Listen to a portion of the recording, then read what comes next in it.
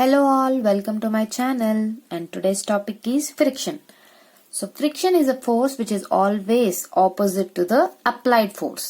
Okay, friction ni define chese dantlo first friction force which is always opposite to the applied force. And oka two bodies, idoka body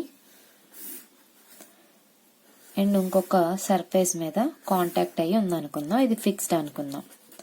Okay, fixed and we applied a force of P. మనం ఒక P అనే force apply చేసాం అనుకోండి, body ఎటువైపు move అవుతుంది, it will move in this direction, it will move like this. ఒకవేళ ఇది plane surface అనుకోండి, స్మూత్ గా స్లైడ్ అయిపోతుంది. అదే ఇన్ కేస్ మనం జూమ్ చేసి చూసుకున్నట్లయితే you will feel the surface is like this and the body surface కూడా ఇలా ఉంటుంది.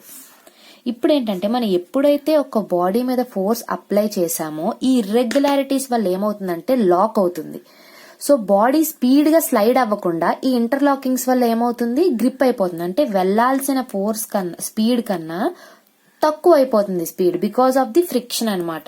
సో ఫ్రిక్షన్ వల్ల బాడీ స్మూత్ గా స్లైడ్ అవ్వకుండా కొంచెం వెళ్లాల్సిన ఫోర్స్ కొంచెం ఇర్రెగ్యులారిటీస్ అని దాటుకుంటూ వెళ్లి బాడీ అనేది స్లో డౌన్ అవుతుంది.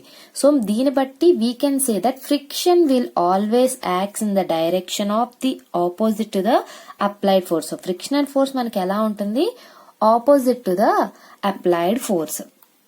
ఓకే, ఇప్పుడు ఫ్రిక్షన్ వల్ల మనం గ్రిప్పింగ్ బాగుండి మనం ఆబ్జెక్ట్స్ ని హోల్డ్ చేయాలన్నా స్లిప్ అయిపోకుండా మన చేతిలోంచి పడిపోకుండా ఫ్రిక్షన్ వల్ల బాడీ గ్రిప్పింగ్ కి ఫ్రిక్షన్ అనేది యూజ్ అవుతుంది. సో నార్మల్ గా ఇండస్ట్రియల్ అప్లికేషన్స్ లో కొన్ని దగ్గర మనకి ఫ్రిక్షన్ అనేది ఉండకూడదు. ఫర్ ఎగ్జాంపుల్ రొటేటింగ్ గేర్స్ దగ్గర, బేరింగ్స్ దగ్గర మనకి ఫ్రిక్షన్ అనేది ఉండకూడదు. ఫ్రిక్షన్ ఉండడం వల్ల ఏమవుతుందంటే హీట్ ఎక్కువ జనరేట్ అవుతుంది. హీట్ ఎక్కువ జనరేట్ అవడం వల్ల ఏమవుతుంది, మెటీరియల్ పార్ట్స్ అనేవి వేరైపోతాయి. వేరవడం వల్ల మనకి ఏమవుతుందంటే ఎఫిషియన్సీ తగ్గిపోతుంది. సో అందుకే ఫ్రిక్షన్ ని తగ్గించడానికి we will use several oils, lubricants, water as a coolant అన్నమాట. సో ఇలాంటివన్నీ ఫ్రిక్షన్ రెడ్యూస్ చేయడానికి చూద్దాం. So in this class we will read what is friction and what are the types of friction. Okay, so friction main definition ఏంటి, it is a force which is always opposite to the applied force. ఇప్పుడు suppose ఒక person ఇలా ఇటువైపు move అవుతున్నాడు అనుకుందాం. Okay, తను normal గా మన క్లైమాటిక్ కండిషన్స్ నార్మల్ గా ఉన్నప్పుడు ఏమవుతుంది, స్పీడ్ గా వెళ్ళిపోతాడు. అదే వీధులు గాలులు వచ్చాయనుకోండి, తను ఉన్న డైరెక్షన్ లో ఆపోజిట్ గా ఎయిర్ అనేది మూవ్ అయింది అనుకో, ఏమవుతుంది, మనం వెళ్ళడానికి స్లో అయిపోతుంది. ఎలా స్లో అయిపోతుంది, మనకి ఆ ఫోర్స్ అనేది, ఎయిర్ ఫోర్స్ అనేది మన డైరెక్షన్ కి ఆపోజిట్ ఉండడం వల్ల మన స్పీడ్ అనేది రెడ్యూస్ అయిపోతుంది అనమాట. సో అది కూడా one type of friction. Okay, resistance force. So I think ఇక్కడ వరకు క్లియర్ అనుకుంటా. So friction is a force which is always opposite to the applied force. Clear till now? See, static,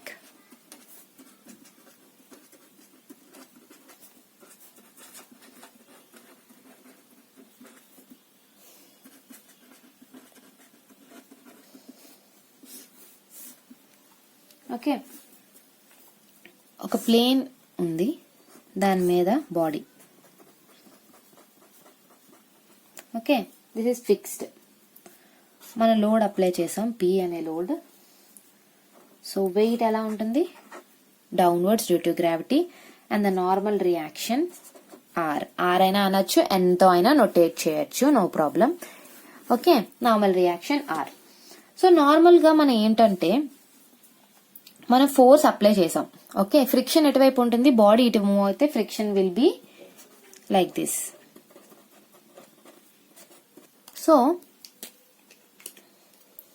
మనం body మీద force apply చేసాం అనుకోండి. Okay, force apply చేసినప్పుడు బాడీలో ఎటువంటి మూమెంట్ లేకపోతే, when there is no moment in the body, what happens అంటే load apply చేసాం, మనం అప్లై చేసిన load is less than friction అనుకోండి.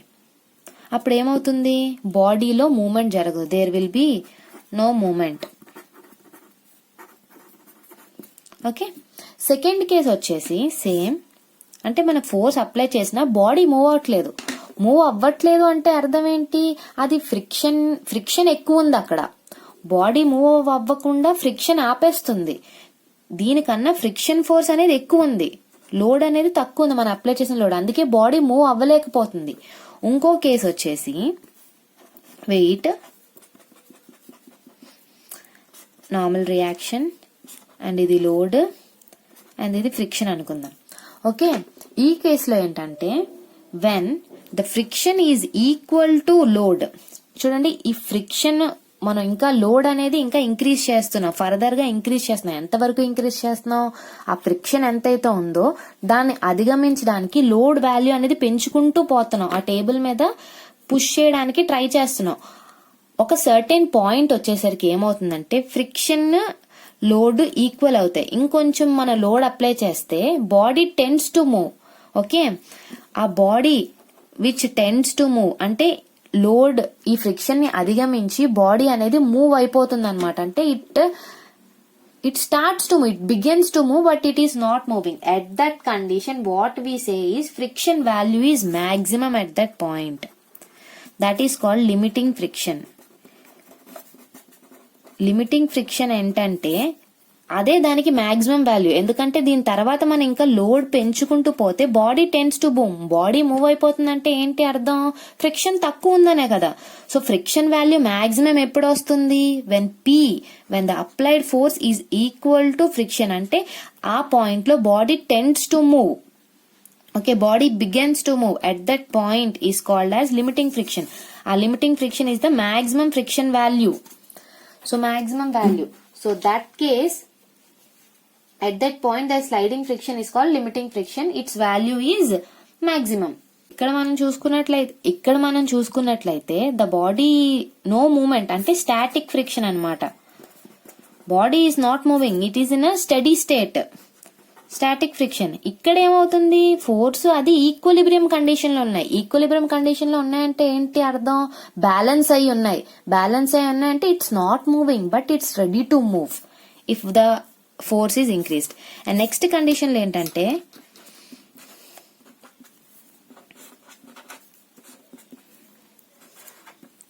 when the force is greater than the friction, the body tends to, the body begins to move.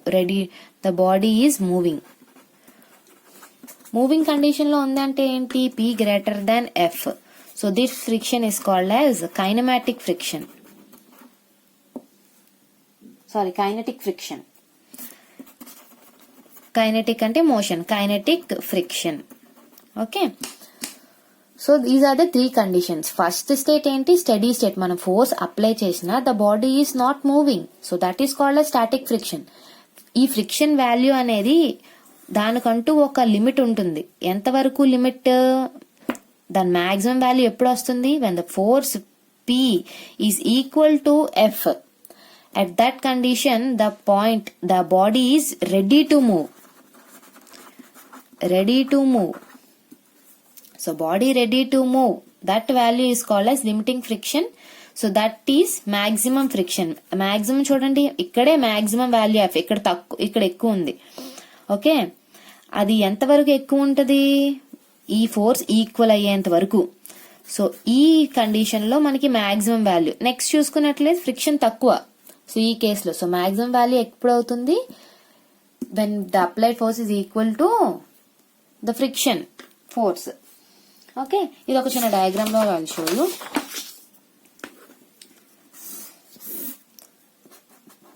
Friction, effort,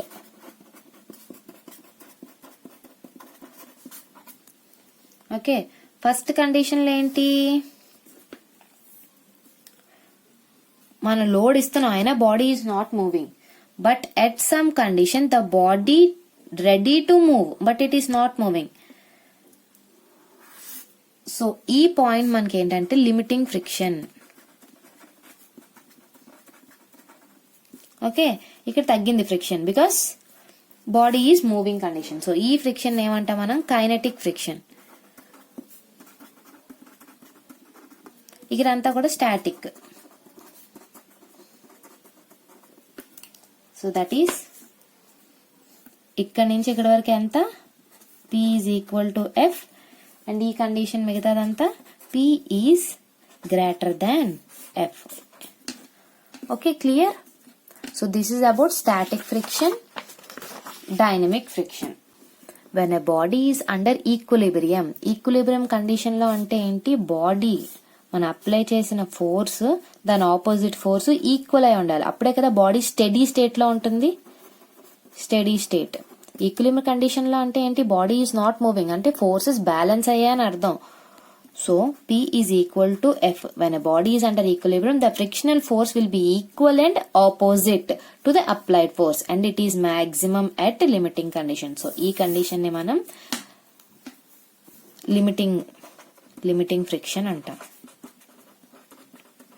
So maximum cases anni kuda ee limiting friction tone తీసుకుంటాం. So limiting condition లోనే తీసుకుంటాం అన్నమాట problem solve చేసేటప్పుడు.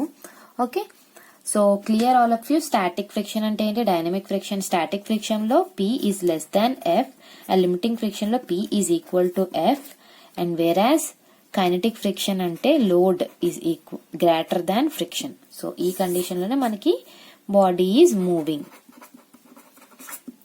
Next, types of friction. Friction లో first solid friction. Solid friction లో ఏంటంటే మనకి sliding friction and rolling friction అనే 2 టైప్స్ ఉంటాయి. ఓకే, ఇది డ్రై ఫ్రిక్షన్ అని కూడా అంటాం. ఇక్కడ బాడీ సర్ఫేస్, ఇది ఒక బాడీ B అండ్ దాని మీద ఇంకో బాడీ, ఇది బాడీ 1 ఇది బాడీ 2 అనుకున్నాం, దీని మీద స్లైడ్ అవుతుంది, లేదా ద బాడీ ఈజ్ రోలింగ్. ఇది రోలింగ్, ఇది స్లైడింగ్. సో చూడండి, రెండిటికి డైరెక్ట్ కాంటాక్ట్ ఉన్నాయి, ఈ రెండు direct contact. There is no medium between these 2. So అందుకే ఈ రెండిటి మధ్య ఏమైనా ఫ్లూయిడ్ ఉందా, అనదర్ మీడియం ఏం లేదు కదా, లైక్ లూబ్రికెంట్స్ ఏమైనా లేవు కదా. సో అందుకే we consider solid friction as dry friction. And second వచ్చేసి విస్కస్ ఆర్ ఫ్లూయిడ్ ఫ్రిక్షన్. అంటే ఇప్పుడు మనం ఒక బాడీ మీద ఇంకో బాడీ ప్లేస్ చేసేటప్పుడు ఏంటంటే ఈ మధ్యలో మనకి లూబ్రికెంట్ ఉంటుంది, ఆయిల్. సో ఈ లూబ్రికెంట్స్ ఆయిల్ అయినా అవ్వచ్చు, వాటర్ అయినా అవ్వచ్చు, anything. So viscous are fluid friction, ఈ మధ్యలో ఉండే ఫ్రిక్షన్ ఏమంటాం, ఫ్లూయిడ్ ఫ్రిక్షన్. ఈ టాపిక్స్ అంతా కూడా లిక్విడ్ కాదు, ఫ్లూయిడ్ ఫ్రిక్షన్ అంటాం జనరల్ గా. ఈ మధ్యలో ఎయిర్ గ్యాప్ అయినా ఉండొచ్చు. So anything, fluid is anything, oil or water. So that kind of friction. Viscous అన్నారు ఏంటంటే థిక్ లేయర్ ఆఫ్ ఆయిల్ ఉంటే దాన్ని విస్కస్ ఆర్ ఫ్లూయిడ్ ఫ్రిక్షన్ అంటాం. థర్డ్ వచ్చేసి non viscous or greasy. Non viscous or greasy friction ఏంటంటే just sliding అయ్యేటప్పుడు thin layer of lubricants. అంటే ఇప్పుడు చూడండి, మన ఒక 2 గేర్స్ రొటేట్ అవ్వాలన్నా ఏవైనా చిన్న లూబ్రికెంట్ ఆయిల్ అనేది నార్మల్ గా వేస్తాం కదా, so that there will be no friction, smooth గా రొటేట్ అవుతాయి. మరి ఎక్కువ లూబ్రికెంట్ లేకుండా చిన్న చిన్న ఆయిల్స్ అవి వేస్తాం కదా. సో ఆ కండిషన్ లో ఏంటంటే థిన్ లేయర్ ఆఫ్ ఆయిల్ ఉంటే దాన్ని ఏమంటాం అంటే non viscous or greasy friction అంటాం. So these are the different types of frictions. We will see laws of friction. Okay, first law. ఇక్కడ చూసుకున్నట్లయితే first, the direction of the frictional force is always opposite to the direction in which the body tends to move. Okay, we already know that మనం apply చేసిన force కి ఎప్పుడు frictional force అనేది opposite గా ఉండాలి. We know that first rule. Second లో వచ్చేసి the magnitude of the friction force at any instant అంటే మనం ఒక కంటిన్యూస్ గా ఒక కండిషన్ తీసుకుంటున్నాం, ఒక పాయింట్ దగ్గర మనం ఆ పాయింట్ దగ్గర మనం చెక్ చేస్తే frictional force must be equal to the force causing the motion. I already told, మన లిమిటింగ్ కండిషన్ ఫ్రిక్షన్ కండిషన్స్ నే మనం మాక్సిమం ప్రాబ్లమ్ సాల్వ్ చేసేటప్పుడు తీసుకుంటాం అని చెప్పాను. So the magnitude of the frictional force at any instant exactly equal to the force causing the motion. Limiting condition అని చెప్పాను కదా, ఈక్విలిబ్రియం కండిషన్ అంటే body tends to move but it's not moving. ఇంకా force apply చేస్తే body ready to move అన్నమాట. Ready to move అనడానికి, move అవ్వకుండా ఉండడానికి చాలా డిఫరెన్స్ ఉంది. ఇప్పుడు చూడండి, ఒక 10 మంది లారీని తోస్తున్నారు అనుకున్నాం. ఓకే, ఏంటంటే తోస్తున్నారు, ఒక్కొక్కరు 10 మంది తోస్తున్నారు, బట్ అది సరిపోట్ల ఫోర్స్. ఇంకొక పర్సన్ వచ్చి తోసారు అనుకోండి, the lorry will ready to move అన్నమాట. సో ఇంకో ఉడత సాయం అంటారు కదా, అలా ఇంకో 10 మందికి ఇంకో 11 మంది వచ్చి he started to give his force.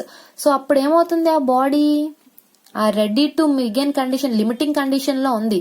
So ఇంకో పర్సన్ వచ్చి తోస్తే ద లారీ విల్ మూవ్ అన్నమాట. సో అప్పుడు ఏమవుతుంది, కైనెటిక్ ఫ్రిక్షన్ అంటే బాడీ మూవ్స్. సో అందుకే లిమిటింగ్ కండిషన్ కి స్టడీ స్టేట్ కి చాలా డిఫరెన్స్ ఉంది. Limiting is the maximum value, steady state condition అంటే తక్కువ, ఫోర్స్ వాల్యూ చాలా తక్కువ ఉంది. అలా పెంచుకుంటూ పోయాం. మాక్సిమం లిమిటింగ్ కండిషన్ అంటే మాక్సిమం కండిషన్ అని అర్థం. So that is where we get the frictional force maximum at the limiting condition. ఆ కండిషన్ అజ్యూమ్ చేసుకొని తీసుకుంటాం అన్నమాట. Okay, next, the frictional force is independent of the area of the contacting between the surfaces. ఇక్కడ ఏంటంటే frictional force is independent of the area of the contacting surfaces.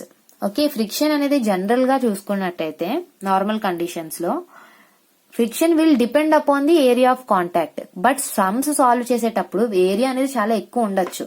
So దాంతో problem solve చేయడానికి tough అవుతుంది. కాబట్టి what we assume is friction is independent of the contacting surfaces అనుకుంటూ solve చేస్తే మనకి sums అనేవి ఈజీ అవుతాయి అనమాట. So we assume that frictional force is independent of the area of the contacting surfaces. Clear?